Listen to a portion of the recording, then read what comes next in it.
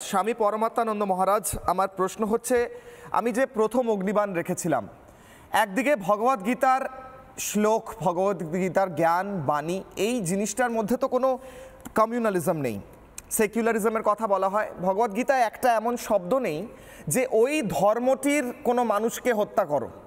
এখানে বলা হচ্ছে ধর্মের স্থাপনা আর অধর্মের বিনাশ। এতে সমস্যা কোথায়? সবাই কেন ইনক্লুড হতে পারছেন না?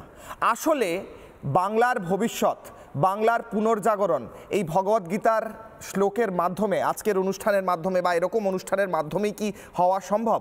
বলুন মহারাজ।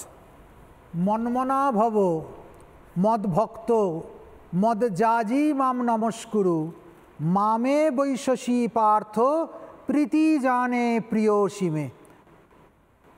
তুমি আমার মধ্যে থাকো, আমাকে মন দাও, আমার ভক্ত হও, আমার জন্য যজন করো, আর তা যদি করো তাহলে তুমি আমার প্রিয় হবে, আমি তোমাকে অন্তরের সঙ্গে গ্রহণ করব।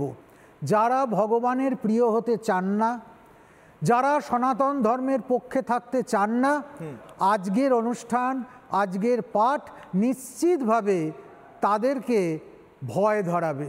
তারা এটা থেকে দূরে থাকবে।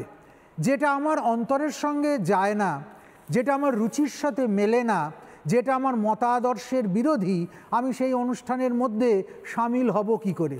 ফলে আজকে যারা সামিল হতে পারলো না, মনে রাখতে হবে তারা এই সনাতন পরম্পরা, সনাতন ধর্ম, বিশ্ব শান্তি, মানব কল্যাণের পক্ষে নয়, তার বিপক্ষে। আর বাংলার যদি উত্থান হয়, যুগে যুগে আমরা দেখেছি এই গীতার হাত ধরেই কিন্তু একটা সময় ভারতবর্ষের স্বাধীনতা এসেছে, একটা সময় বহু আন্দোলন, বহু উত্থান পতন সম্পন্ন হয়েছে, এবং আমরা এটাও দেখেছি যে ধর্মের প্রতিষ্ঠা হয়েছে।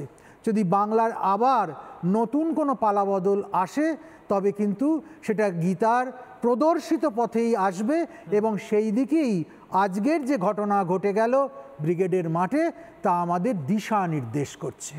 নানা ধরনের কন্টেন্ট দেখার জন্য লাইক করুন, শেয়ার করুন আমাদের ফেসবুক পেজ, সাবস্ক্রাইব করুন আমাদের ইউটিউব চ্যানেল। পাশাপাশি অন্যান্য ব্রেকিং নিউজের জন্য অবশ্যই চোখ রাখুন রিপাবলিক বাংলায়।